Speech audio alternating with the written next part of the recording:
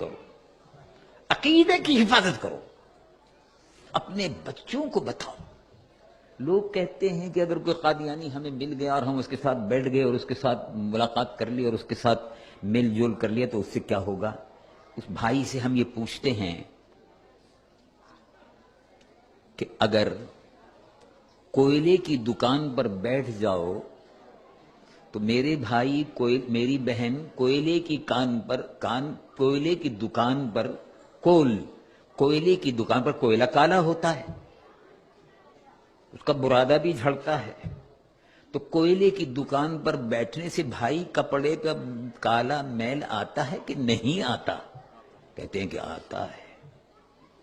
اور کتے کے پاس اگر کوئی بیٹھے گا تو کتے کے منہ میں سے رال ٹپکتی ہے، وہ تھوک لگے گا یا نہیں لگے گا؟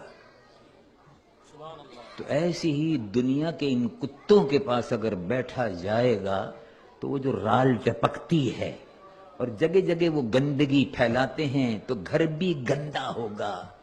اگر وہ آئے گا، آپ اپنے گھر میں کتا کیوں نہیں رکھتے؟ ان کا گندا ہو جائے گا۔ برابر سے کیوں نہیں گزرتے؟ ان کا گندا ہو جائے گا۔ کتا ہے، کہیں نہ کہیں چلتے چلتے ٹانگ اٹھا کے پیشاب کر دیتا ہے تو بچنا پڑتا ہے۔ آپ نے دیکھا ہوگا نا، کتا چلتے چلتے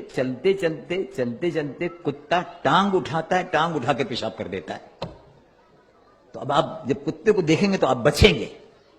ایسے ہی جن سے ایمان پر گندگی کے چھینٹے لگے، جن سے ایمان پر گندگی کے چھینٹے لگے، جن سے ایمان صاف ستھرا ہے اس پر کوئلے کے چھینٹے پڑیں، کوئلے کے برادہ پڑے اور کالک لگے، اس کو ایمان کو بچاؤ۔ صاف ستھرا نور محمدی صلی اللہ علیہ وسلم سے بھرا ہوا ایمان ملا ہے، اس ایمان کو صاف ستھرا رکھو اور رسول اللہ حضور پر نور محمد رسول اللہ صلی اللہ علیہ وسلم کی محبت سے اس ایمان کو اپنے روشن رکھو، اس عقیدے کی حفاظت کرو۔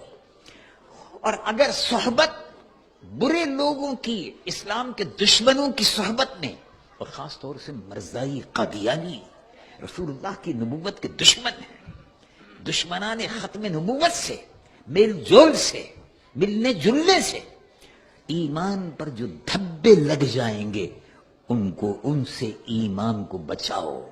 یہ ہمارا اور آپ کا فریضہ ہے۔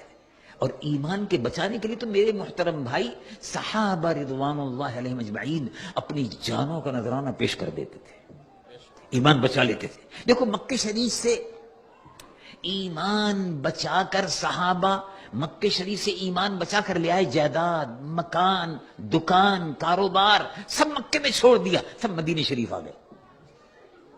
یہ معلوم یہ ہوا کہ ایمان قیمتی ہے، جائیداد ہے، مکان ہے، کاروبار ہے، یہ سب بعد کی چیزیں ہیں، یہ سب دنیا کی چیزیں ہیں، اصل جو ہے وہ ایمان ہے، اس کی حفاظت ضروری ہے۔ اور وہی بات اللہ رب العالمین جل جلالہ وعم نوالہ قرآن مجید و فرقان حمید میں بار بار ارشاد فرماتا ہے۔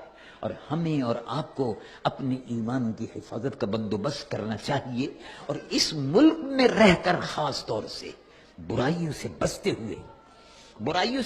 ہوئے ایمان کی حفاظت کرتے ہوئے جب آپ قیامت کے دن حضور کے دربار میں پیش ہوں گے، قبر میں حضور کے سامنے پیش ہوں گے، تو آپ یقین رکھیں کہ جو ایمان کا نور آپ لے کر گئے ہیں، حضور پر نور محمد رسول اللہ صلی اللہ علیہ وسلم کی شفاعت کے آپ حقدار ہوں گے۔ اللہ تبارک و تعالی مجھ گنہگار و سیاہکار کو بھی، آپ کے اور ہمیں سب کو عقیدہ ختم نبوت کی حفاظت کی توفیق و سعادت عطا فرمائے، اور عقیدہ ختم نبوت کے تحفظ کے لیے مسجدوں کی حفاظت، جامعہ کی حفاظت، دارالعلوم کی حفاظت، یہ سب مرکز ہیں، ان سب کی حفاظت یہ بھی ایمان کا حصہ ہے۔ اب ہم کھڑے ہوں اور دربار